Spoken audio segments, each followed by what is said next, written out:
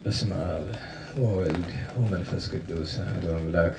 በስመ አብ ወወልድ ወመንፈስ ቅዱስ አሐዱ አምላክ። በስመ አብ ወወልድ ወመንፈስ ቅዱስ አሐዱ አምላክ አሜን። የአባቶቻችን አምላክ የቸርነት ባለቤት ቸር መድኃኔዓለም ከዚህ ሰዓት ከዚህ ዕለት ያደረሰን ቅዱስ ስሙ የተመሰገነ ይሁን። እንዴት ዋላችሁ?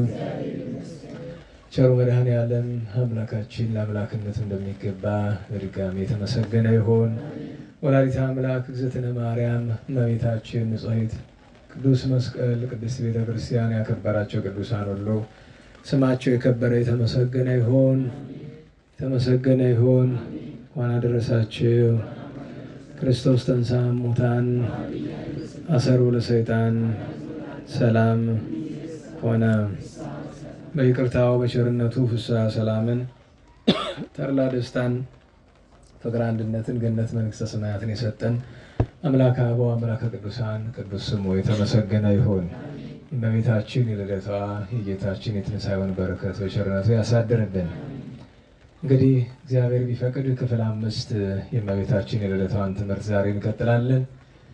ከሰማይና ከምድር ተፈጥሮ ጀምሮ ባጭሩ የኖህ መርከብን፣ የኢዮብን ደመና፣ የአብርሃም ድንኳንንና የልጆቹን ነገር ከእመቤታችን ጋር ጥቂት እያያዝን ሞክረናል። ዛሬ ደግሞ ብዙ ዘመናትን አልፈን ወደ ቅዱስ ሙሴ እንደርሳለን።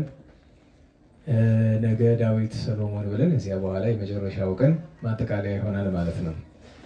እግዚአብሔር እንደወደደ ጽላት ዘሙሴ የሙሴ ጽላት የሚለውን ማንሻ እናደርጋለን። ግን ሰጳጦ ዘሲናም በአባታችን በአሮን በኢያሱ በመሳፍንት በነቢያት ያሉትንም አለፍ ቀደም እያልን እናነሳለን።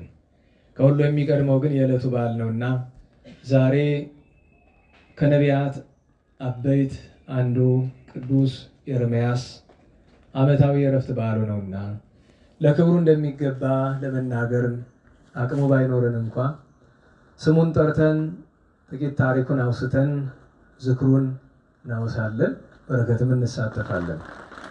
ቅዱስ ኤርምያስ ከመድኃኒታችን ክርስቶስ 600 ዓመት በፊት ከተነሱ ቅዱሳን ነቢያት አንዱ ከአርባዕቱ አበይት ነቢያት አንዱ ነው። በነገራችሁ ላይ አርባዕቱ ስንል በአማርኛ ምን ማለት ነው? አራቱ ማለት ነው አይደለም? አርባዓ ስንል ምን ማለታችን ነው? አርባዕ ስንል እሳ አርባዓና አርባዕ ምንድነው ልዩነታቸው? አርብዓ እና አርባዕ አርባዕቱና አርባዕ ለወንድና ለሴት መሆኑ ነው እንጂ ተመሳሳይ ነው። አርባዕ ማለት አራት ነው። ምስለ አርባዕ ፊልጶስ ሰበከ ምስለ አርባዕ አዋልዲሁ አይደል? ከአራት ሴት ልጆቹ ጋር እና አርባዓና አርባዕ ይለያያሉ። አሁን የቅድሟና ስንክሳር ላይ የሰማችኋት ቅድስት ዳላጂ ወይም ዲላጊ ልጆቿን ስንት ይላል? አርባዕ ማለትም አራት ሴት ልጆች ስለነበሯት ከአርባዕቱ አበይት ቅዱሳን ነቢያት አንዱ ነው። ስለ ቅዱስ ኤርምያስ ለመነጋገር ኢሳይያስ ከእርሱ ይቀድማል። ሕዝቅኤልና ዳንኤል ከሱ በኋላ ናቸው። በአጠራር ተራ ብቻ ሳይሆን በእድሜ ዘመንም ቅዱስ ኢሳይያስ ልዑለ ቃል ከክርስቶስ ልደት 700 ዓመት በፊት ነው የነበረ። ሕዝቅኤልና ዳንኤል ቅዱስ ኤርምያስ በነበረበት ዘመን የነበሩ፣ ግን በዘመን ጥቂት ይቀድማቸዋል። የእነርሱ ነቢይነታቸው በፋርስ በባቢሎን ነው። የእርሱ ግን አስቀድሞ በእስራኤል ማለትም በይሁዳ በኢየሩሳሌም ነበረ። በኋላም በፋርስ ባቢሎን ሆኗል። ነገሩ እንደዚህ ነው። ቅዱስ ኤርምያስ ከመድኃኒታችን ክርስቶስ 600 ዓመት በፊት ማለትም በእስራኤል ከነገሱ ነገሥታት ሁሉ ከዘመነ ፄዋዊ አስቀድሞ የተነሳ ደገኛ ንጉሥ ኢዮስያስ በነገሰበት ጊዜ እግዚአብሔር ለኤርምያስ እንዲህ አለው። በትንቢተ ኤርምያስ ምዕራፍ 1 ቁጥር 5 እንደምናየው አእመርኩከ ሐረይኩከ አፍቀርኩከ ቀደስኩከም ከርሰምከ አለው። ገና በእናትህ ማኅፀን ሳለ አውቄሃለሁ፣ መርጬሃለሁ፣ ወድጄሃለሁ ቀድሼሃለሁ ለምን ትለኝ እንደሆነ ከመትኩን መምህረ ለአሕዛብ ሕዝብንም አሕዛብንም ማስተምረህ አባት መምህር ነቢይ ትሆንላቸው ዘንድ አለው። ቅዱስ ኤርምያስ ይህንን ሲሰማ ወይሊተ አሌሊተ ወዮልኝ ወዮታ አለብኝ እኔ እንዲህ ያለ ችሎታ የለኝምና እንደምን ሆናለሁ ብሎ አዝኗል። ሰው ለክብር ለማዕረግ ሲጠራ ወዮታ አለበት። ዲቁና ሲሾም ወዮታ አለበት። ቅስና ሲሾም ወዮታ አለበት። መድረክ ሲወጣ ወዮታ አለበት። ወዮታው ምንድነው ቢሉ ሁለት ምርጫ ነው ያለው። በምድር መከራ ተቀብሎ በሰማይ ሊነግስበት ይችላል። ካልሆነ በምድር ዋጋውን ተቀብሎ በሰማይ ገሃነመ እሳት ይገባል። ስለዚህ አንድ አገልጋይ በምድር ጨርሶ 100% ይሰቃይ ባይባልም እንኳን በምድር መከራ ፈተና የሌለበት ክህነትም አገልግሎትም ለገሃነመ እሳት ነው። ለዚያ ነው ካህንም ነቢይም ጻድቅም መምህርም አድርጌሃለሁ እንዲያውም ወድጄሃለሁ ብሎ ሲለው ወይሊተ አለ፣ ወዮልኝ አለ። አይዞህ እኔ ካንተ ጋር ነኝ አትፍራ አለው። ኤርምያስን እንዲህ ያሰኘው ምንድነው ቢሉ በኋላ የሚመጣበትን መከራ እግዚአብሔር ቢያለብመው ይመስላል። ቅዱስ ኤርምያስ ኢዮስያስ በነገሰ በ13 ዓመት ትንቢት ተናገረ። ትንቢቱ እስራኤል ሆይ ኢዮስያስ ጻድቅ ነው፣ ግን አትበድሉት ባካችሁ፣ አትበድሉ እግዚአብሔርን፣ ሕጉን ስርዓቱን አትጣሱ ተው ብሎ አለ። አልሰሙ አሉ። ብዙ ነገስታት ነገሱ። ኢዮስያስ ተገደለ በጦርነት። የዚህ ምክንያቱ ምንድነው ቢሉ ፈርዖን ኒካኡ የግብፁ ሌላ መንግስትን ለመውጋት ሲያልፍ ማለፊያው እስራኤል ነበረችና አሳልፈኝ ካንተ ጋር ጠብ የለኝም አለ። አይ ቆይ እስቲ ከመኳንንቱ ከህዝቡ ልምከር አለና ህዝቡን ሰብስቦ መኳንንቱን ጠርቶ የግብፁ ንጉስ ፈርዖን ኒካኡ በሀገር ልለፍ ካንተ ጋር ጠብ የለኝም አለኝ፣ ምን ትሉኛላችሁ ቢላቸው እንዴት መሬታችንን ይረግጥብናል? እንዲህ ብለህ መልስለት፣ በእኛ መሬት የምታልፈው ገጥመህ ድል ካደረክ ብቻ ነው ብለው አሉት። ያ ጻድቅ ሰው መስማት የሌለበትን ምክር ሰምቶ ጦርነት ቢገጥም ፈርዖን ኒካኡ ድል አድርጎ ኢዮስያስን ገደለው። ከዚያ ግን ጠብ ስላልነበረው አልፏቸው ሄደ። ደርሶ ሲመለስ እስራኤል እንደምን ሆነዋል አላቸው። አይ እነሱማ ንጉሱ በጦርነት ስለሞተ የንጉሱን ልጅ አንግሰውታል አሉ። ምን ያህል ጊዜ ሆነ? አንድ 3 ወር ይሆናል። ያንን አስሮ አውርዶ በሱ ፈንታ ኤልያቄም ይባል የነበረውን ማለትም የሰለስቱ ደቂቅን አባት አነገሰው። ስሙን ግን ከኤልያቄም ወደ ኢዮአቄም ለወጠው። ኤልያቄም ማለት እግዚአብሔር ረድቷል ማለት ነው። ኢዮአቄም ማለው እግዚአብሔር አልረዳህም ሲል። እሱም ከነገሰ በኋላ ናቡከደነጾር መጥቶ በነገሰ በ18ኛ ዓመቱ ናቡከደነጾር መጥቶ የከለዳውያን ወይም የከላውዲዮን ንጉስ ከበባቸው እስራኤላውያንን።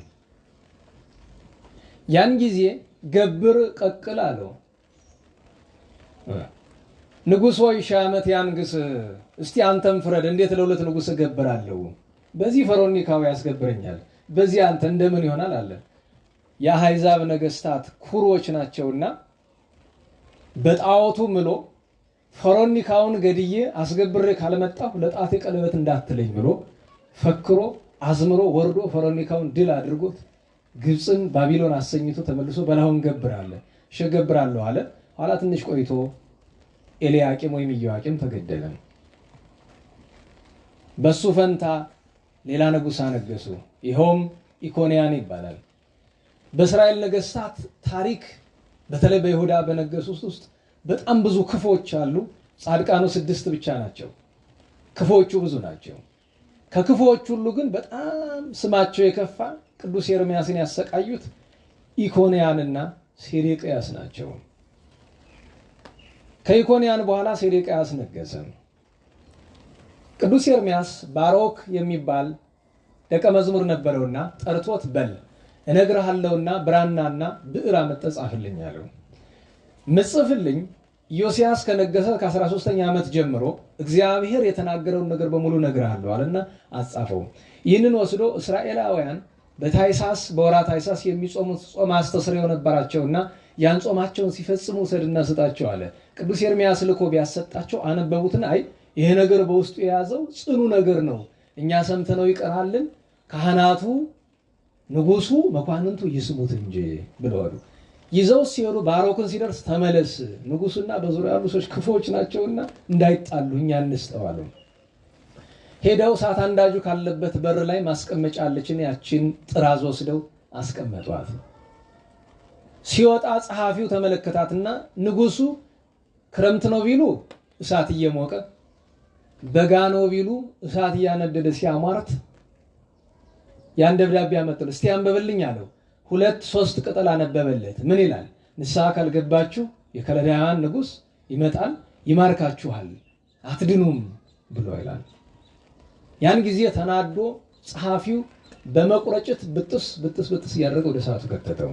በዚህ ጊዜ ቃለ ዳዊት በመዝሙር 34 መዝሙር 34 ግፍኦሙ ትንቢቱ ለጊዜው ለኤርምያስ ፍጻሜው ለመድኃኒታችን ክርስቶስ ነው። ያን ጊዜ ኤርምያስ ለካ አባቴ ዳዊት ወአይጥዋ ውሉደ ለነፍሴ የነቢይ ልጆቹ መጻሕፍቱ ናቸው፣ ትንቢቱ ነው እና ለነፍሴ ለሰውነቴ ምን አሳጧት አለ? ልጆችን አሳጧት አለ። እንዲህ ካደረገ በኋላ ሴዴቅያስ አስጠርቶ አመጣው።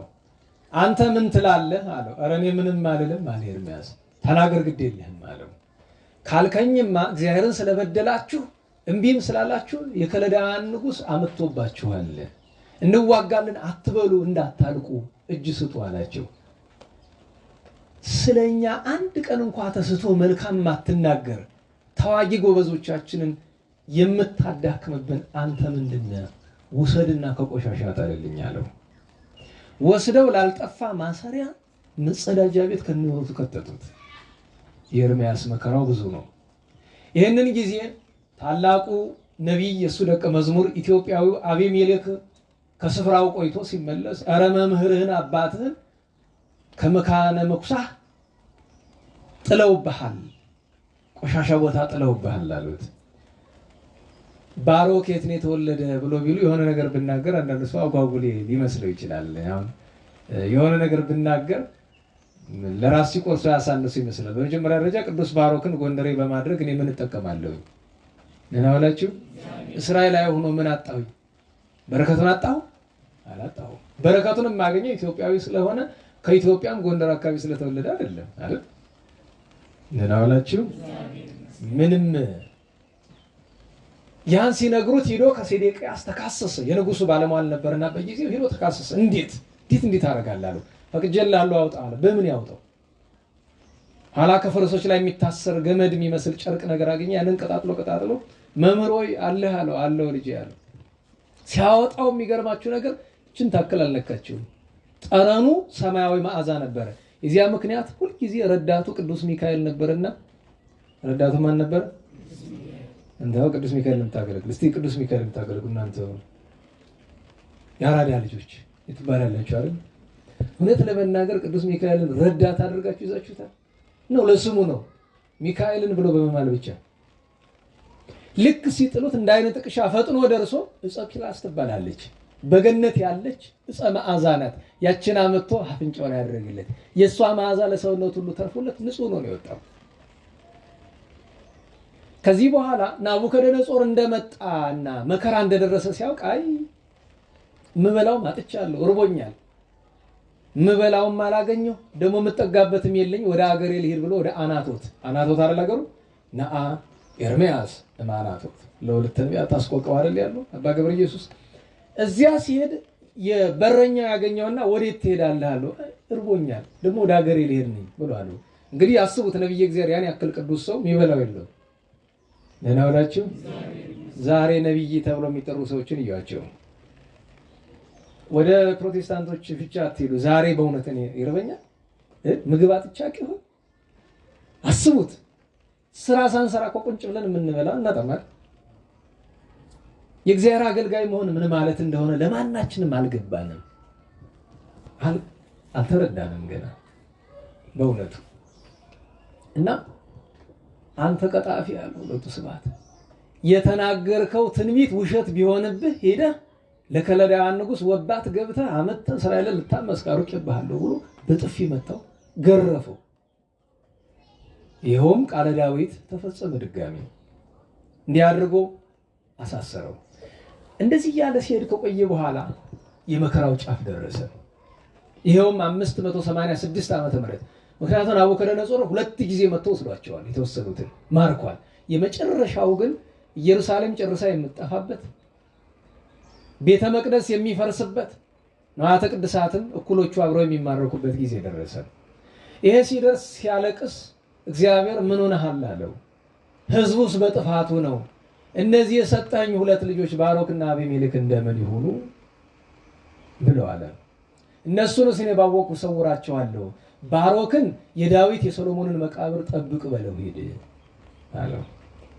አቤሜሌክን ለሕሙማን የምንቀባቸው ጸበለስ አምጣልኝ በለዋል። አቤሜሌክን ሙዳይ ንጹህ ሙዳይ ሰጥቶ ላከው።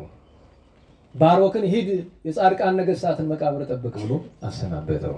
ባሮክ ከጻድቃን መቃብር እያለ መልአኩ ክንፉን ጋርዶለት መከራው ሳይደርስበት ሳይም እግዚአብሔር አሳልፈው።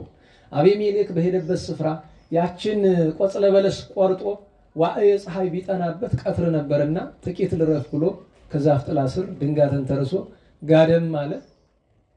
ስንት ዓመተኛ ቦታ አላችሁ አይደለ? ታዲያ ቅዱስ ዳዊት ያልተናገረው ነገር የለም። ምን አለ? ሶበይሁሙ ንዋመ ለፍቁራኑ ያለው ለወዳጆቹ ለአቤሜሌክ ምን ሲሰጣቸው አለ? እንቅልፍ ሲሰጣቸው። እንቅልፍ አንዳንድ ጊዜ እኮ ያሳልፋል። በነገራችሁ ላይ ረጅሙን የ66 ዘመን መከራ ተውትና አንዳንድ ጊዜ ደዌ ሲጠና እንደው ትንሽ እንቅልፍ ሸለብ ሲያደርግ በሽታው በረድ ይላል አይደል? በእንቅልፍ ይረሳል። ደግሞ ተኝተው ሲነሱበት ትንሽ ይሻላል። ራሱ እኮ አይታችሁ ከሆነ በሽታ በጣም ሲጠና ሌላ መድኃኒት ከሌለ ሐኪም የምን ክኒን ነው የሚሰጥ? እንቅልፍ ክኒን ይሰጣል አይደል?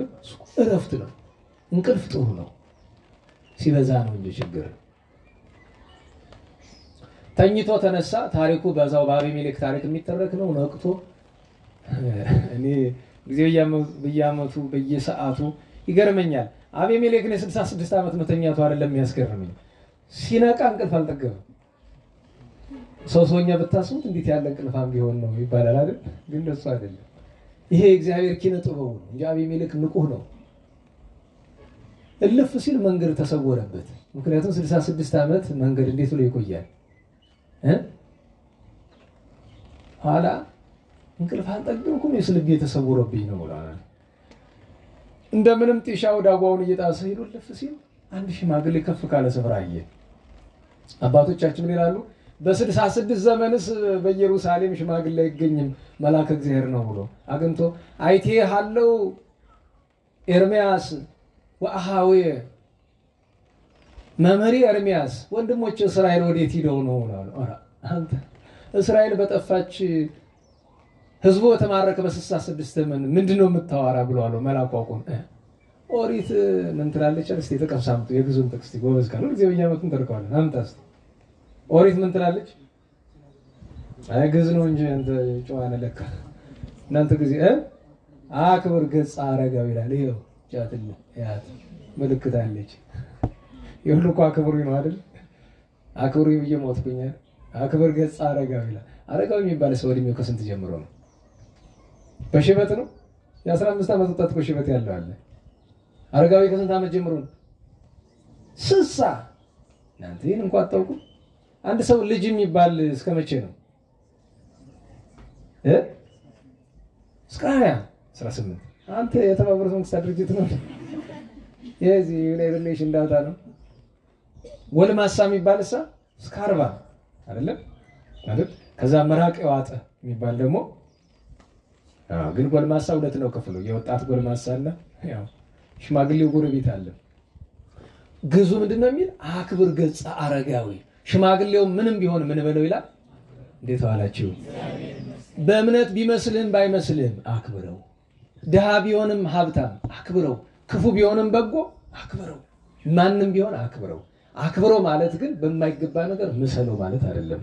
ይህንን በማይገባ የተረጎመው የታላቁ አባ በሶይ ደቀ መዝሙር ሽማግሌ ነው ብሎ የሚለውን ሁሉ ሰምቶ ሃይማኖቱን ክዷል አይደል? ሽማግሌን አክብረው ማለት ክፉ ቢናገርህ አዳምጠውና ተቀበለው ማለት አይደለም። አታዋርደው ማለት ነው። ሰብአዊ ክብር አትንሳው ማለት ነው። እንጂ የሚልህን ኮተት ሁሉ ስማ ማለት አይደለም። በዚህ ዘመን ሽማግሌ ሆኖ ክፉ የሚመክሩ ብዙ ሰዎች አሉ። ብዙ ይገጥማቸዋል፣ በጣም ብዙ። በነገራቸው ላይ ሴት ልጆቻቸውን ድንግልና እንዳይጠብቁ የሚመክሩ ወላጆች ገጥሞኝ ያውቃሉ። ነግራቸዋለሁ። አርማጭሆ እየሰራው እያለ የኔ ልጅ ድንግልናዋን እስካሁን ጠብቃለች ብላ እንዲሁ ስታወራ በመስሪያ ቤቱ ያሉ ሴቶች በሙሉ የሳቁባት። ምን ልታረገው ነው? ገበያ ወጣ ልሸጠው ነው ማለት ነው። ሽማግሌ አስቡት፣ የ50 ዓመት የምናምን ዓመት ሴቶች የመንግስት ሰራተኞች ናቸው። ከነዛ ልጆች አንዷ ምን እንዳደረገች ልንገራችሁ። ከነዛ ልጆች አንዷ እነዚህ የልጆቻቸውን ድንግልና ከሚሸጡት እናቶች ኢትዮጵያውያን ናቸው። እዚሁ የኔ ጓደኛ ነበረ፣ በስራ ቦታ የሚያገለግል ማለት ስራ ቦታ አብሮኝ የሚሰራ ነበረ። የሱን የትምህርት ማስረጃ ሰርቃ እናቴ ተሰጠቻት። በዛ ምክንያት እሱን እንድታጠምድ ማለት ነው። እናት ልጇን አንድ ወንድ እንድታጠምድ የምትልክ ዱርዬ ሴት። እቺ ሰው አሁን 50 ምናምን ዓመቷ ነው፣ ትልቅ ሰው ናት። ለሰውነቷ የሚገባ ክብር አላት። ሊያዳምጧት ግን አይገባም። ለምን? እቺ በቁም ጭራቅ ናት፣ ሰው አይደለችም። ልጆቹን ስነ ምግባር የማያስተምር ወላጅ ጭራቅ ነው። ልጆቹ ኃጢአትን እንዲሰሩ የሚያበረታታ ወላጅ ጭራቅ ነው። ቤተክርስቲያን እንዳይሄዱ የሚከለክል ወላጅ ጭራቅ ነው። እሱ ጭራቅ ብዬስ እንዳይከብዳችሁ ጋኔን ነው ከምላችሁ እኮ አቅልየው። ይሄ እንደዚህ ስል ሰው ብዙ ሰው ይደነግጣል። እንደሆነቱ ከሆነ ስማቸው ያ ነው። ምክንያቱም ቤተክርስቲያን አትሄዱ የሚል ጸላይ ሰናያት ነው አይደል? ኃጢአት ስሩ የሚል ጸላይ ሰናያት ነው። እንዴት ወላጅ ልጁ እንደዛ ብሎ ይመክራል? ወገኖች ለሁሉም ከዚያ በኋላ ነገሩን ካስረዳው በኋላ ወስዶ ከባሮክ ጋር አገናኘው። ተላቀሱ። ደብዳቤ ጻፉና መልአከ እግዚአብሔር ነገራቸው። እንግዲህ በትንቢተ ኤርምያስ የሚለው መጽሐፍ 5 መጽሐፎችን ያካትታል። ልብ በሉ። አንደኛ ትንቢተ ኤርምያስ፣ መጽሐፍ ኤርምያስ 5 አለው። አንደኛ ትንቢተ ኤርምያስ፣ ሁለተኛ ሰቆቃወ ኤርምያስ፣ ሶስተኛ መጽሐፈ ባሮክ፣ አራተኛ ተረፈ ባሮክ፣ አምስተኛው አንዳንዴ ከተረፈ ባሮክ ይጨመራል፣ አንዳንዴ ለብቻ ይሆናል። እሱም ቅዱስ መልአክ መጥቶ ለባሮክ መጽሐፈ ሚጠት ይባላል። ሚጠት ደረሰ የምትለው ደብዳቤዋ ማለት ነው። አምስተኛ የምትባለው እሷ። ያችን ደብዳቤ መልአከ እግዚአብሔር እየነገራቸው ባሮክና አቢሜሌክ ጽፈው ለማን ይላኩት? ንስር መጣ። ያን ንስር አመሰግናቸው፣ ስለ አይኖቹ ጽሬት፣ ስለ ፍጥነቱ አመሰግኑ። እሱ አመሰግናቸው። በሉሰድና ባቢሎን ወደ ኤርምያስ ላክልን አሉት። አሁን ወደ ኋላ እንመለስና መከራው ሊደረግ ሲል ለባሮክና ለአቢሜሌክ ቅዱስ ኤርምያስ እንዲህ ካደረገላቸው በኋላ እሱ ወደ ቤተ መቅደስ ሄደ። ወደ ኢየሩሳሌም መካከል ሲደርስ ደነገጠ። ግሩማን መላእክት ሰይፋቸውን መዘው የብርሃን ዝናር ታጥቀው በመዓት ወርደዋል። እቺን ሀገር አሳልፋችሁ ልትሰጧት ነው ወይ ብሎ አላቸው። ቅዱስ ሚካኤል ከፊት ነበርና ምን አለው? እስካሁንም አንተ እየጸለይክ ነው፣ ከልክልህን የኖርክ እንጂ ምናጠፋት ዘር አልነበረም። መምህራን ምን ይላሉ? ቅዱስ ሚካኤል ለኤርምያስ እንዲህ አለው፣ ያንተ ጸሎት ቀን እንደ ግድግዳ ሌሊት እንደ ተራዳ እየከለከለ እቺን ሀገር ጠብቋታል። አሁን ግን እንዳትጸልይ እንዳትከለክል ነው አለው። አይ ከእግዚአብሔር ጋር ልነጋገር ላመልክት አለው። አይሆንም ሲለው መልአኩ ተው ይናገረኝ ግድ የለም ማለት ነው። ምን ትሻለህ ወዳጄ ኤርምያስ? ጥፋቱ እንደው አይቀርም ግድ የለም። ምን ትሻለህ አለው። ጌታዬ ሕዝቡስ በበደላቸው ይጥፉ እሺ፣ ነዋያተ ቅድሳት ሳለው የተወሰኑት ይማረካሉ። ዋና ዋናዎቹን መሶበ ወርቅን፣ ማዕጠንተ ወርቅን፣ ተቋመ ወርቅን፣ በትረ አሮንን፣ ጎሞረ ወርቅን የመሳሰሉትን ግን ምን አለ? ለማን ሰጠዋለ? አወፍዮ መራሁተ፣ ስልጣኑን ለመሬት ስጣት። ፀሐይ ያረፈበት ቦታ ላይ ተከፈች ቢላት ቅዱስ ኤርምያስ ተከፈተች። እነዚያን ነዋያተ ቅድሳት ከተተ፣ መልሳ እንደነበረችው ታጠመች። ከዚያ መልአከ እግዚአብሔር ይዞት ወጣና አዋጅ ሲመታ ቅዱስ ሚካኤል ኤርምያስ ይሰማዋል። ምን እያለ? ከለዳውያን ሆይ እግዚአብሔር ስልጣን ሰጥቷቸዋል፣ ግቡ፣ ማርኳቸው፣ የምታጠፉትን አጥፉ፣ የምታማርኩትን ማርኩ ብሎ አላቸው። ያን ጊዜ ቅዱስ ኤርምያስ ቢሩት የምትባል ስፍራ ዛሬ ማን እንደምትባል መገመት ትችላላችሁ። እዚያ ላይ ሆኖ በጸጋ እግዚአብሔር ቁልቁል እየተመለከተ ያለቅስ ነበረ። ሲያለቅስ የተናገራቸው ነገሮች ዛሬ ሰቆቃወ ኤርምያስ ማለት እነሱ ቃላት ናቸው። በ5 ምዕራፍ ያሉት እየመላለሰ እያለቀሰ አሌፋቱን እያወሳ እያለቀሰ ተናገረ። በዚህ ምክንያት ቅዱስ ኤርምያስ ነብየ ሰቆቃው፣ ነብየ ብካይ፣ ነብየ አንብዕ ተብሎ ለዘላለም ሲጠራ ይኖራል። ከዚያ ናቡከደነጾር ሕዝቡን ካጠፋ እኩሉን ከማረከ በኋላ መጀመሪያ ሴዴቅያስ ምን ብሏል? ሲጠግብ መጀመሪያ አንግሰኝ ብለው ነገራችን ላይ ሴዴቅያስን ያነገሰው ናቡከደነጾር ነው። ስሙ ሴዴቅያስ አይደለም። ማን ነው? ናታን ነው። ሲያነግሰው ማን አለው? ሴዴቅያስ አለው። ምን ማለት ነው? ድሮ ባጤ ምኒልክ ዘመን የነበረ አንድ ደራሲ ነበር አይደል? ስለ ኢኮኖሚ ምናምን የሚጀምረው ጸሐፊ የሚባል ገብረ ሕይወት የሚባል አታ ገብረ ሕይወት ማለት ሴዴቅያስ ማለት ባይከዳኝ ያለ ለምንድን ነው? ሲያነግሳቸው በእስራኤል የለ ግብር በሰማይ የለ ዱር እያሉ እየጠገቡ ማለት ነው። እሱም እንደዚህ አለ። ናቡከደነጾር ሲከበው እንዳይዋጋ አቅሙ የለው፣ እንዳይሸሽ መሸሻ አጣ። እዛ ምን አላችሁ? ወገኖችን በሉ እንደሞተ ሰው ገንዙኝ ላይ ወራዳ። እንዲሁ አንዳንድ ጊዜ እውነቴን ነው። ወንድ ልጅ ወይ ቀጣ እጅ ሰጠህ እንደ ሴት ትሆናታለህ እንጂ ገንዛችሁ አውጡኝ ከከተማ እንደወጡ ገንዘው ይዘው ሲወጡ ሲበድላት የኖረች አንዲት ሴት መጣ። ንጉሥ አይጣል እኮ ነው። ያቺ ድሃ ቀን ስታገኝ በአንተ ላይ ባለስልጣን ትሆንባለች። ሂዳ ይሄ የተገነዘው ሊያሳልፈው ሲል የለም ንጉሥ አታሳልፈው ከፍተህ እየዋለች መግነዙን ከአንገቱ ላይ ያለው ቢፈታው አይኑ ኮለል እያለ ተነስ አለው። ተነሳ። ወንድ ነኝ ብለህ አትዋጋ፣ ሴት ነኝ ብለህ እጅ አትሰጥ። ምንድነው ጉድህ አንተ ብሎ አለው። ፍረዱ አላቸው መኳንንትን። አንገቱን በሰይፍ በለው አለው። ፍርድ አታውቁም እናንተ፣ ይሄማ መገላገል ነው። ልጆቹን አምጡልኝ አለ። 7 ወንድ ልጆቹን ከፊቱ አረደለት። ክፉ ነበረ። ቅዱስ ኤርምያስን ሽንት ቤት ውስጥ የጣለ እግዚአብሔርን የበደለ ጣዖት ያመለከ ክፉ ነበረ። ብዙ ሰው አርዷል፣ ብዙ ሰው ገድሏል። እሱ ራሱ ኋላ 7ኛውን እንዳረደ በዚህ አይንህ መልካም አትይበት ብሎ 2 አይኑን በፍልሃት አጠፋለት። ይሄ አልበቃውም። ከኢየሩሳሌም የጎተተው በፈረስ ጭራ እየጎተተ ባቢሎን አውርዶታል። አልሞተም እስከዚያ ድረስ። ባቢሎን አውርዶ ባቄላ ያስፈጨ ከወፍጮ ላይ ልቡ ፈሶ ነው የሞተ። የኃጥእ መጨረሻው ይሄ ነው። ኤርምያስን ግን ወታደሮች አገኙትና ይዘውት መጡ። ይሄ ምንድነው አላቸው። ይሄማ የእስራኤል መምህራቸው ነው። ነገረ ሰሪ መጥቶ ስላንተ በጎ ሊናገር ስለነበረ ተመቅኝተው ያሰቃዩት ነው አለ። ተንከባከቡት እንግዲህ አለ። ውስጡ እኮ የእግዚአብሔር ምስጢር ነው። ወደ ግብጽ ይዘውት ሄዱ። በግብጽ ታምራት አደረገ። ከዚያ በኋላ ግን የሕዝቡ ነገር አሳዘነው። እንደገና ደግሞ ወደ መከራው ሀገር ወደ ባቢሎን ወረደ። አብራቸው መከራ ብዙ ተቀበለ፣ አስተማራቸው። ኋላ ባሮክ አቤሜሌክ የላኩት ያ ንስር ሄዶ ሰው ሙቶበት ሊቀብር ሲካሰስ ኤርምያስ ወይም በአንዳንድ ቋንቋ ኤርማ ብሎ ጠራው። ኤርምያስ ማለት ብርሃን ዘወረደም ሰማይ ማለት ነው። አንድም እግዚአብሔር ብርሃን ነው ማለት ነው። ሲጠራው ዞር ብሎ አየ፣ ማን እንደሆነ ገባው። ህዝቡ ግን ምትሃት ነው ብሎ ተጠራጠሩ። ያን ደብዳቤ ወስዶ ሰጠውና ያ ንስር አስከሬኑን ቆንጠጥ ቢያደርገው አፈፍ ብሎ ተነስቶ ይህ መልእክት ከእግዚአብሔር ነው፣ ሚጠት ደርሷል፣ 4 ዓመት ነው፣ ተጠንቀቁ ተጠበቁ ብሏቸው መልሶ አረፈ። ያ ንስር ነው፣ መልአክ ትለኝ እንደሆነ መልአክ ነው። በምን ታውቋል ቢለው ንስር ሞት ያስነሳልን እልሃለሁ። መልአክ እግዚአብሔር በንስር ተመስሎ ይህንን ስራ ሰርቷል። እስራኤላውያን ከመከራ ሲመለሱ 3 ጊዜ ነው የተመለሱት አይደል? ከፋርስ ባቢሎን 7 ዘመን መከራ፣ አንድ ጊዜ በኤርምያስ፣ አንድ ጊዜ በዘሩባቤልና አንድ ጊዜ በዕዝራ ሱቱኤል ነው የተመለሱ። ቅዱስ ኤርምያስ ይዟቸው ከተመለሰ በኋላ መከረ፣ ገሰጻቸው፣ ጠሉት። ይልቁኑ በመጨረሻ እግዚአብሔር ወደ ምድር ይወርዳል፣ ስጋችንን ይዋሃዳል፣ 30 ዓመት ይኖራል፣ ስሙም ኢየሱስ ክርስቶስ ተብሎ ይጠራል ብሎ ቢነግራቸው ዛሬስ ብሎ በድንጋይ ወገሩት። በድንጋይ ሲመቱት ግን እሱን ሳይሆን ድንጋይቱ ኤርምያስን መስላ ወገሯት።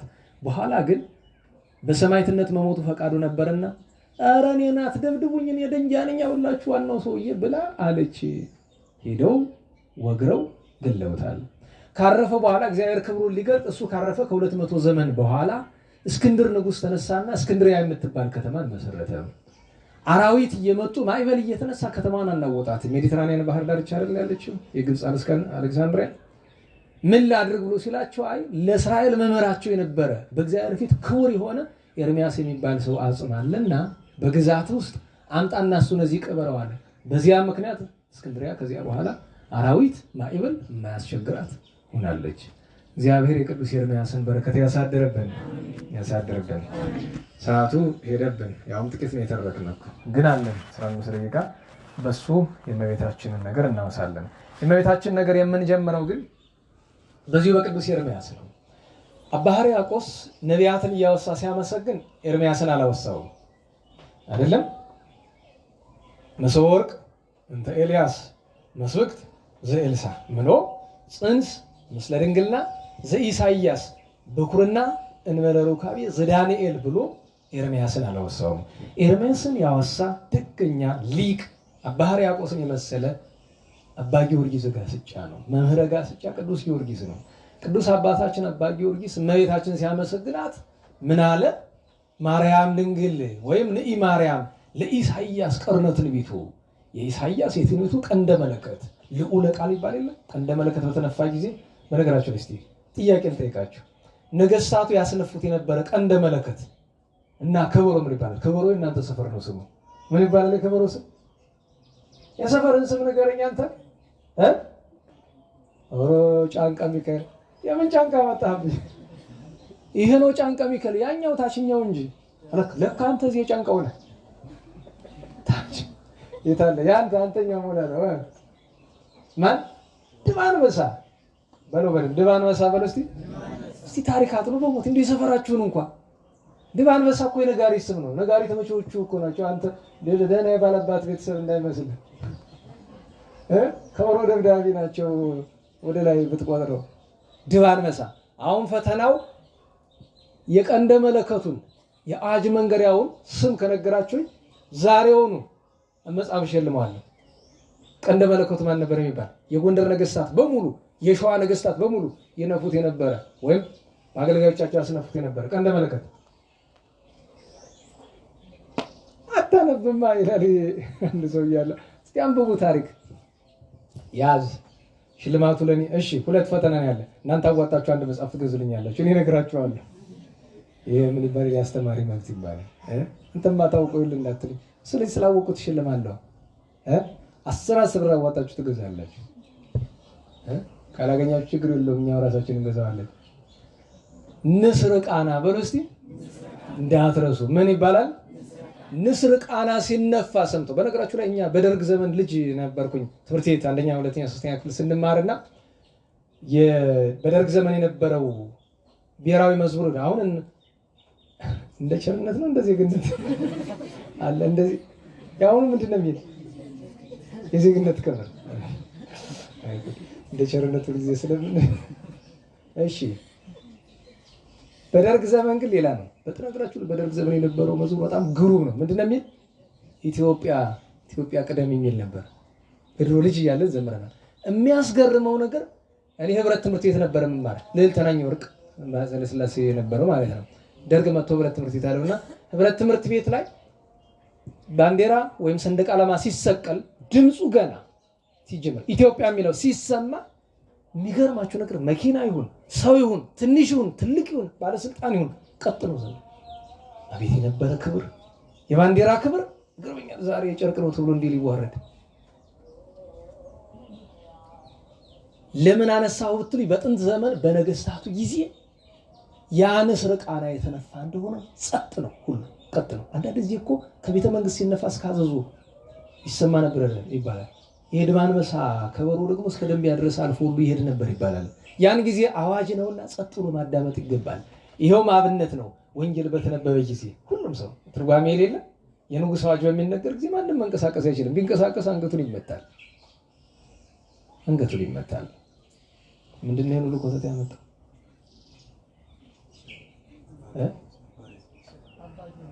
አባ ጊዮርጊስ ዘጋስጫ። አዎ ለኢሳይያስ ቀርነ ትንቢቱ የኢሳይያስ ቀንደ መለከት ማለቱን ለማስረዳት እኮ ነው አይደል? ወለ ኤርምያስ ጽራ ቅዱሳቱ ወለ ሕዝቅኤል ዋካሆቱ አለና ዘሰረቀ ምንኪ ፀሐይ አርያ ዘይሐቱ ዛብርሃ ለዲቅ አዳም ስለ መለኮቱ ወዘውአ ሀባርዳዩ እንዘጹ ማይጾ ቤቱ ወተንሳ እሙታን በአብይ ኃይሉ ስልጣን እንዘ እጹ መቃብረ ስጋው በአብይ ማህተም ወአርገ በስልጣን መለኮቱ ዘከመ ተወልደ ምንኪ በትስቢቱ በኪነ ጥበቡ እስመ እግዚአብሔር ሁሉ ፍጥረቱ አምላክነ ውእቱ። እንግዲህ ይሄ ሙሉ አንቀጹ ነው። እኛ የፈለግን ለኢሳይያስ ቀርነ ትንቢቱ ማን ነው? ለኢሳይያስ ጽራ ቅዱስ ማን ነው? ተቀለባበተስ? እሺ እንደገና እንመልሰው። እንዴት ዋላችሁ? ለኢሳይያስ ቀርነ ትንቢቱ ወለ ኤርምያስ ጽራ ቅዱሳቱ። አሁን ጥንት ከሊቃውንት ጋር እንነጋገር ነበር። የጉባኤ መምህራን ሊቃውንት በኤርምያስ ትንቢት ውስጥ እመቤታችን ጽርሐ ቅዱሳቱ ብሎ ለመጥራት ምክንያት የሚሆን ዘር አጣነ። አባ ሕርያቆስ ከምን አመጣሁት ነው ብለን መመራመር ብሏል። በኋላ ለካ ተገኘ። ሁለት ነው ምክንያቱ። እመቤታችን የኤርምያስ የቅድስናው አዳራሽ የተባለበት ምክንያት አንደኛ እመቤታችን ድንግል ማርያም በኋላ ተወልዳ ከነሱ በፊት ለነበሩትም ከሷ በፊት ለነበሩትም ለነቢያት ከሷም በኋላ ለሚነሱ ጻድቃን ሰማዕታት የቅድስና አዳራሽ የተባለ የክርስቶስ እናት ስለሆነች አንድም ራሷ የቅድስና አዳራሽ ስለሆነች ለኤርምያስ ጽርሐ ቅዱሳት ማለት እመቤታችን ጽርሐ ቅዱሳት ብሎ ስለጠራት ሳይሆን እንዲያነሽ። ምክንያቱም ኤርምያስ ቅዱስ ነበራል። ቀደስኩ ከመከርሰምከ ተብሏል። ከእናቱ ማኅፀን ተለይቶ የተቀደሰ ነበር። በዚያ ምክንያት ዋናው ምስጢር ግን ቅድም ያልነው ነው። አውፍዮ መርሃው ለፀሐይ ብሏል አይደለም? እግዚአብሔር ምንድን ያለው? አሁን በጥሬ ብትተረጉሙት ለፀሐይ ቁልፉን አቀብሎ ይመስላል አይደለም። ፀሐይ ላረፈበት መሬት አደራ አስረክብ ማለት ነው። ፀሐይ ሄዶ ላረፈበት መሬት ነው። ይሄው ምስጢር ነው። ፀሐይ ጽድቅ ኢየሱስ ክርስቶስ ነው። ያቺ ምድር የታተመች ናት፣ እመቤታችን ናት። በውስጧ ምን ይዛለች? ጽርሐ ቅዱሳቱ አለ የቅድስና ንዋያተ ቅዱሳትን ስለያዘች ደግሞ እዚያ ውስጥ ባሉትም ስለምትመሰል። ምክንያቱም ከሰባ ዘመን በኋላ ሲመለሱ በመሶበ ወርቁ በጎሞረ ወርቁ ያለው ውስጥ ያለው መና ሳይበላሽ መብራቱ ሳይጠፋ እሳቱ ሳይጠፋ ነው የተገኘ። ምንም ነገር ሳይለወጥ እግዝእትነ ማርያምም እንዲያ ሳትለወጥ ተገኝታለችና የወለደችው ውላጤ የሌለበት የባህሪ አምላክ ነውና እና እመቤታችንን ለኤርምያስ ጽርሐ ቅዱሳቱ አንድም የቅድስናው አዳራሽ ቅዱስ የተባለበት ቅዱስ መባሉ የልጇ ነብይ ቢሆን ነውና መንግስተ እግዚአብሔርን የሚያገኝባት ናትና እንዲህ አለ። ሁለተኛ ነገር በዚያች መሬት ምክንያት ያቺ ፀሐይ ያረፈባት አደራ የተቀበለች ግን ምሳሌው ዘይሐጽጽ ምን ጊዜም ቢሆን ምንም አይነት ምሳሌ ለእመቤታችን ለጌታ አይመጥንም። ሌላኛው እመቤታችን የምናገኛት ኮንኪ አጽቀ ንጹሃ ደሴ ማርያም ላይ አይደል? ማክሰኞ ላይ ዛሬ ማክሰኞ አይደል? ወሙዳየ አሚን አለ አይደል? ንጹህ አጽቅ ሆንሽ አለ። ያቺ ንጹህ አጽቃቢ የሚልስ ናት። ሙዳየ አሚን አለ። ያችን በምንድን ነው ያደረጋት? እመቤታችን በንጹህ ሙዳይ ትመሰላለች። ያቺ አጽቃቢ የሚልክ እመቤታችን ናት። በ66 ዘመን በሙሉ ሲከፍታት በለሷ ደሟ ጠብጥብ እያለ ተገኝቷል። ትኩሱ ናት ሳትለወጥ። እመቤታችንም በ66ኛ ትውልድ ንጽሐ ጠባይ ሳያድፍባት አዳም ሔዋን በገነት የነበራቸውን ክብር ንጽህና ይዛ ተገኝታለችና አጽቃቢ የሚልስ ወይም ሙዳየ አሚን ሙዳየ እፍረት ሙዳየ በለስ ብሎ መጽሐፍ ያመሰግናታልና የማትለወጥ የማትናወጽ የእግዚአብሔር ማደሪያ ናትና እግዚአብሔር በረከቷን ያሳድርብን። የአባታችን የቅዱስ ሙሴን የአሮንን ባጭር እናንሳው። ሊቀ ነቢያት ቅዱስ ሙሴ አባታችን አብርሃም ይስሐቅ ያዕቆብ ካረፉ በኋላ ዮሴፍ በግብፅ መከራ የሚቀበለው ሕዝብ ከመነሳቱ በፊት ከነገሰ በኋላ 430 ዘመን ሲፈጸም እግዚአብሔር ሙሴን ላከው። ከመላኩ በፊት ግን ሁላችሁም ስለምታውቁት አልታ ውስጥ አልገባም።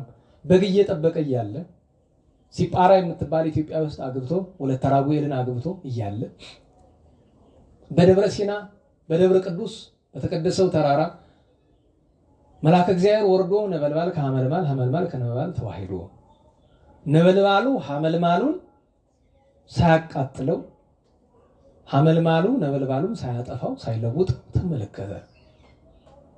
ወፈቀደ ይጠይቆ ይላል። ሊረዳው ወደደ። በጎቹን ከፈረሰ ግንብ አስገብቶ ዘግቶ ሄደ። ሲቀርብ ሙሴ ፍታ አሳይኒከ ምገሪከ ሙሴ ጫማህን ከእግርህ አውጣ፣ እግርህን ከጫማህ አውጣ። እስመ ምድር እንተ ተከይዳ ቅድስቲት የረገጥከው ምድር የተቀደሰ ነው ብሎ አለው። ጫማውን አውልቆ እየፈራ ምንድነው የሚል ርዕደ ይላል። ተንቀጠቀጠ። ወስነ ጠይቆ ይላል። መረዳት ሁሉ እስኪያቅተው ድረስ ይሄው ምሳሌ ነው። ነበልባል የመለኮት ሐመልማል የትስብእት አንድም ነበልባል የጌታ ሐመልማል የእመቤታችን ሥጋ ምሳሌ ነው። ነበልባሉ ሐመልማሉን እንዳላቃጠለው እሳተ መለኮቱ እመቤታችንን እንዳላቃጠላት ይልቁኑ ጸጋ ሀብት ጣዕም ረድኤት እንደሆናት መናገር ነው። ሐመልማሉ ነበልባሉን እንዳላጠፋው ትስብእት መለኮትን እንዳልመጠጠው እንዳልዋጠው እንዳልለወጠው መናገር ነው። ነበልባል ከሐመልማል አመልማል ከነበልባል ተዋህዶ እንደታየ ይሄው ምስጢር ነው። እግዝእትነ ማርያም አምላክ ወልደ አምላክን ለመውለዷ ምሳሌ ነው። ኋላ ግብፅን ከባርነት ሲያወጣቸው ቅዱስ ሙሴ ታምራት ይሰራባት የነበረች በትር አለች አይደል? ያቺ በትር ለእመቤታችንም ለመስቀልም ምሳሌ ሆናለች። ከዚያ እንደገና ደግሞ በደብረ ሲና 40 መዓልት 40 ሌሊት ጾሞ ቅዱስ ሙሴ ጽላተ ኪዳን ተቀበለ አይደለም? እንዴት ዋላችሁ? ጽላተ ኪዳንን ተቀብለው ለጽላቱ ምን ሰራላት? ታቦት። ለታቦቱ ማደሪያ ደብተራ ኦሪት ድንኳን፣ ይሄው ምሳሌ ነው። ደብተራ ብርሃን፣ ደብተራ ኦሪት እመቤታችን፣ ታቦት ጌታ። አንድም ታቦት እመቤታችን፣ ጽላት ጌታ፣ አንድም ጽላት እመቤታችን። 10ቱ ቃላት የጌታ ምሳሌዎች። 10ቱ ቃላትን በአጻባ እግዚአብሔር ስለተጻፉ በግብር አምላካዊ እመቤታችን እንበለ ዘር እንበለ ሩካቤ አምላክን ጸንሳ ወልዳለችና ጽላት ዘሙሴ አላት። ጸጳጦስ ዘሲና ተመልክተናል። የሲና ጳጦስ እመቤታችን ናት ብለናል። ጽላት ዘሙሴ አለ፣ የሙሴ ጽላቱ። ያቺ ጽላተ ኪዳን ዛሬ አክሱም አለች ብለን እናምናለን። ደህና ዋላችሁ? እንዴት ዋላችሁ? እናውቃለን በማለት ፈንታ ምንድነው የምንል? እናምናለን። ዕውቀት ርእይ ሰሚዕ ነው በህዋሳት አይደል? አሚን ህዋሳትን አይሻም። አሚን ሁለተኛ ነገር የት እንደምትቀመጥ እግዚአብሔር በኪነ ጥበቡ ቦታ ስለሚያዘዋወርላት ለዚያ ነው እናምናለን። የምትገኘው ግን እዚህ ነው። ይህች ጽላተ ኪዳን አንዳንድ ሰው ይገርመዋል። ኢትዮጵያ አስራት ሀገር የሆነችበት ምክንያት ምንድነው ተብሎ ሲባል መሰረታዊ ምክንያቱ ሁለት ነው። አንደኛው ምክንያት በሌላው ሀገር መከራ ተቀብላ በኢትዮጵያ ስትገባ ግን ከሀገሪቱ ልምላሜ የሰው ደግነት ዛሬ ነው ያርገውና፣ ዋናው ምክንያት ግን ይህች ሀገር የአማናዊት ጽዮን ሀገር እንደሆነች እግዚአብሔር አስቀድሞ ታቦተ ጽዮንን እዚህ በመምጣት ገልጧል።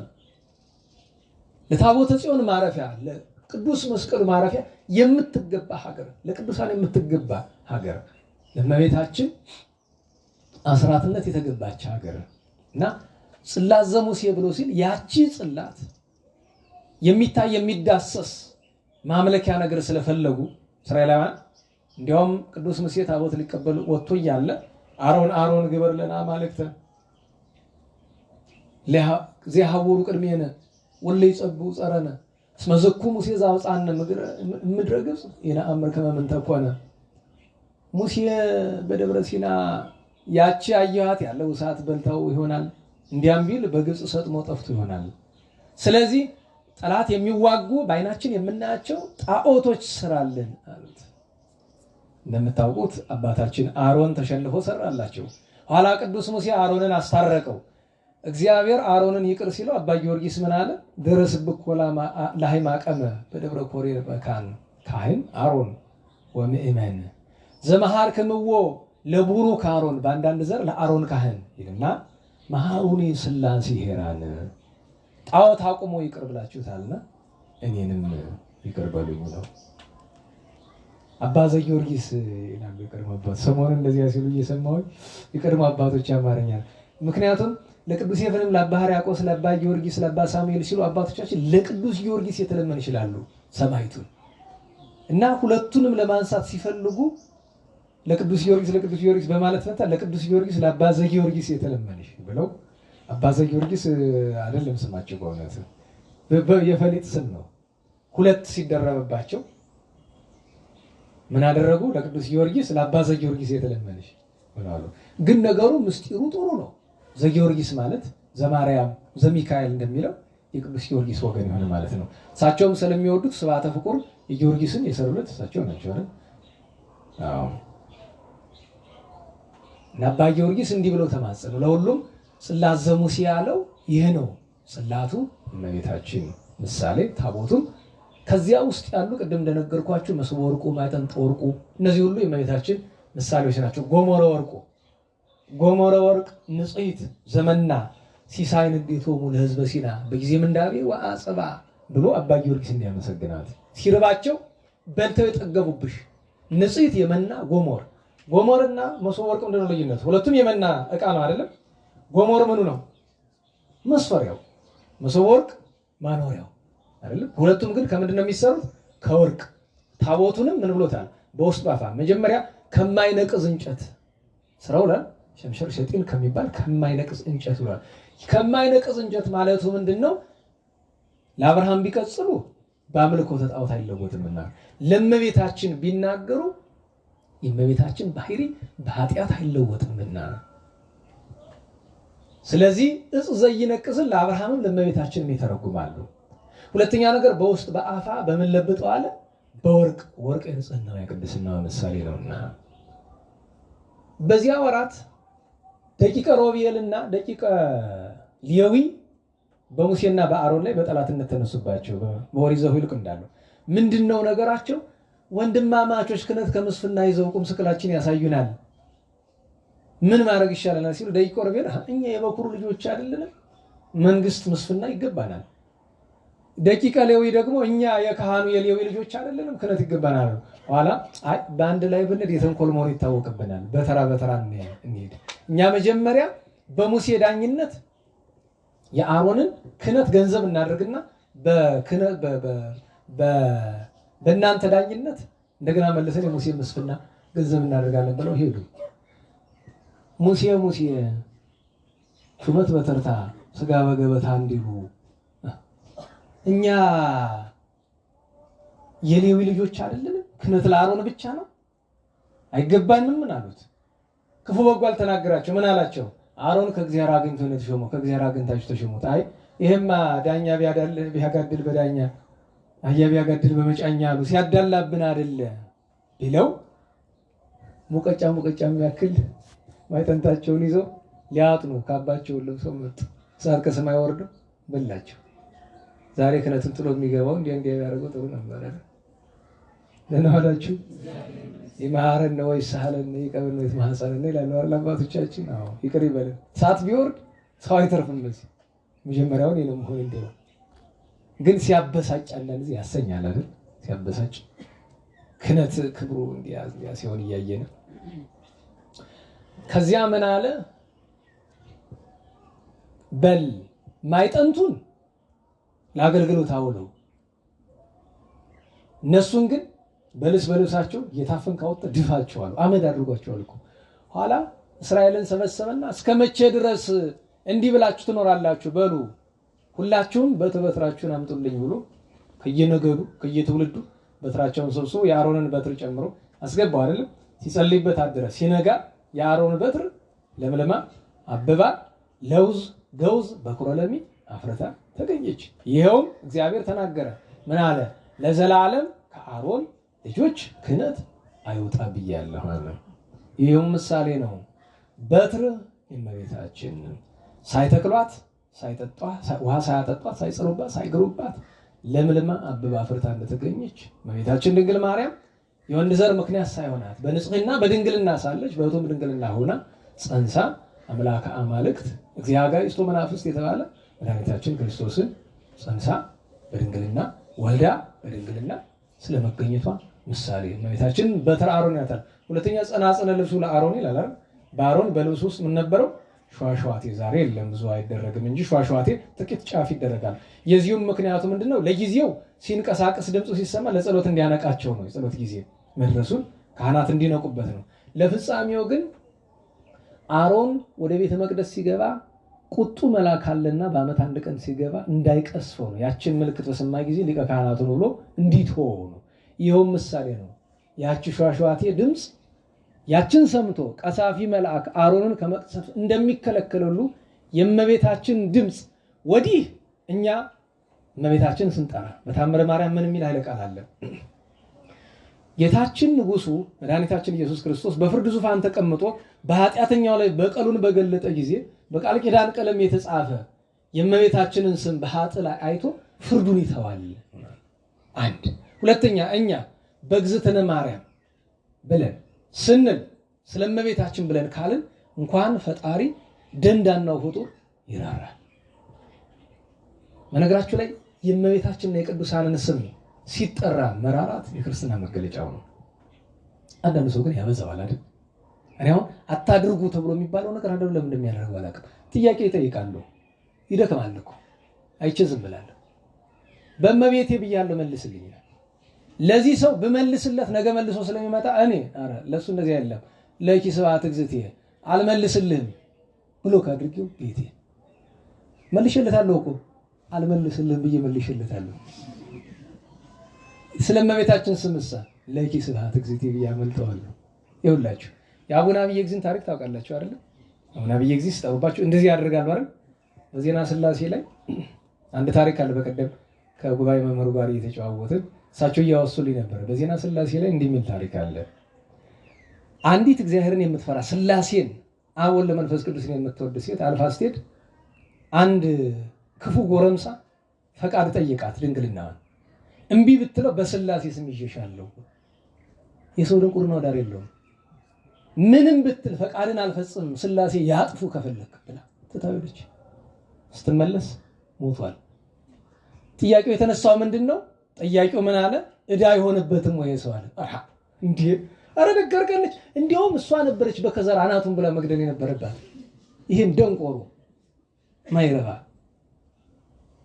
እሷ ግን የዋዛ እንዳትመስላችሁ መታ ጸሎት አድርጋ ከሞት አስነስተዋለች። እዛች የቀመሳትን እሳት ቀምሶ ስለመጣ እዚያ በኋላ መቼስ ሁላችንም እኮ ዳንዳንድ እግራችን እዚያች ሲወሏ ነካ እያደረገ ቢመልሰን አቤት ያን ጊዜ ነበረ ንስሐ የሚገባን ነበር። እና ዋናው ነገር በትረ አሮንን አነሳን። ጸናጽለ ልብሱ ለአሮን ካህን ነው።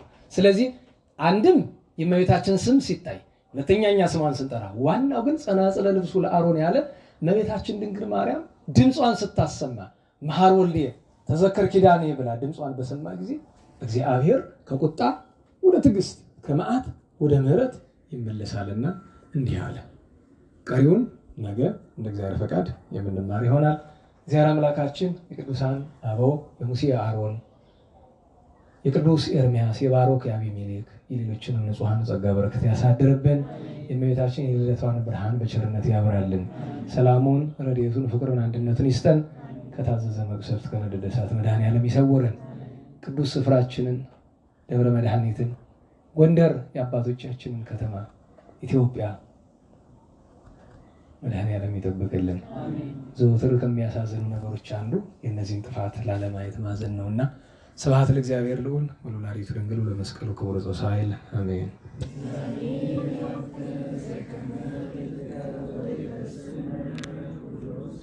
አሜን። ስብሐት ለመንፈስ ቅዱስ ስብሐት ለአብ ስብሐት ለወልድ ስብሐት ለመንፈስ ቅዱስ ስብሐት ለአብ ስብሐት ለወልድ ስብሐት ለመንፈስ ቅዱስ ስብሐት ለእግዝእትነ ማርያም ድንግል ወላዲተ አምላክ ስብሐት ለመስቀለ እግዚእነ ኢየሱስ ክርስቶስ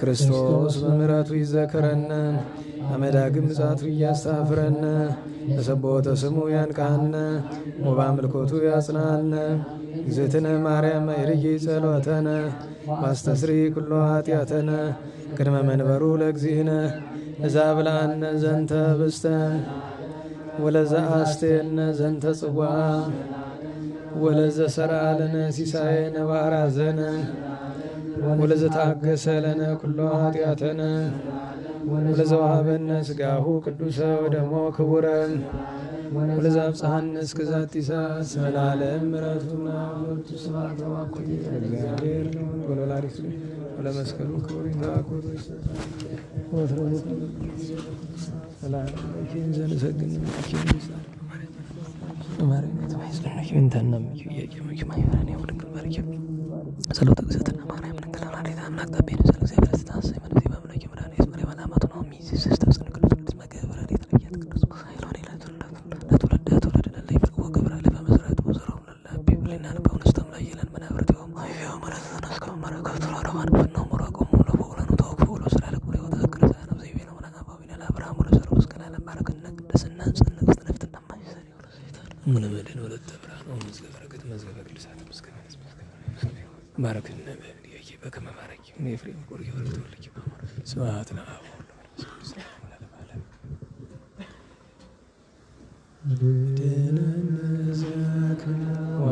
ወባርከነ ርስተከ አበነ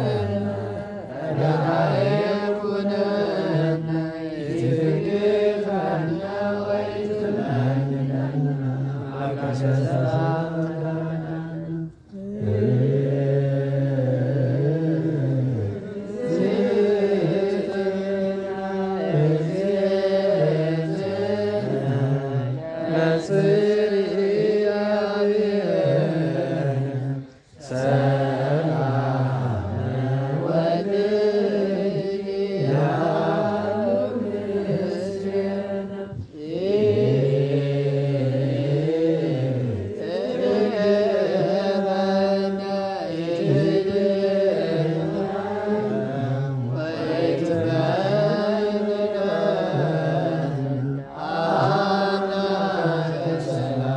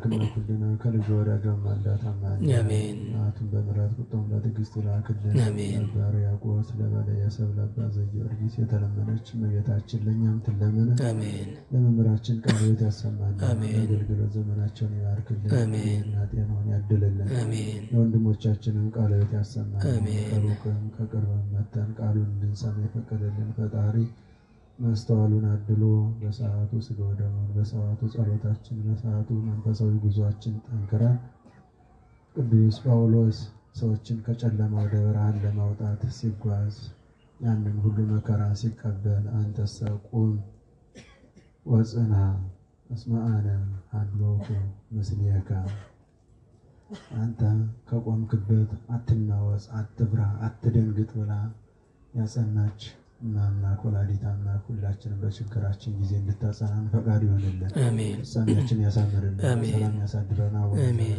አቡነ ዘበሰማያት ይትቀደስ ስምከ ትምጻእ መንግሥትከ ወይኩን ፈቃድከ በከመ በሰማይ ከማሁ በምድር ሲሳየነ ዘለለ ዕለትነ ሀበነ ዮም አበሳነ ወጌጋየነ ከበኔነን ንኅነግ ለዘአበሰለን ኢታብአነ እግዚኦ ውስተ መንሱት አላ አድኅነነ ወባልሐነ እምኩሉ እኩይ ይእቲ መንግሥት ኃይለ ስብሐት ለዓለመ በሰላመ ቅዱስ ገብርኤል መልአክ ወእግዝእትየ ማርያም ሰላም ለኪ ድንግል በሊናኪ ወድንግል በሥጋኪ እምእግዚአብሔር ጽባኦት ሰላም ለኪ ቡርክት አንቲ እምአንስቶ ቡሩክ ፍሬ ከርሥኪ ተፈሥሒ ፍሥሕት ምልዕተ ጸጋ እግዚአብሔር ምስሌኪ ሰአሊ ወጸልይ ለነ ምሕረተ አክብሮትኪ ኢየሱስ ክርስቶስ ከመ ይስረይ ለነ ኃጣውኢነ ተመልሰነ በኪ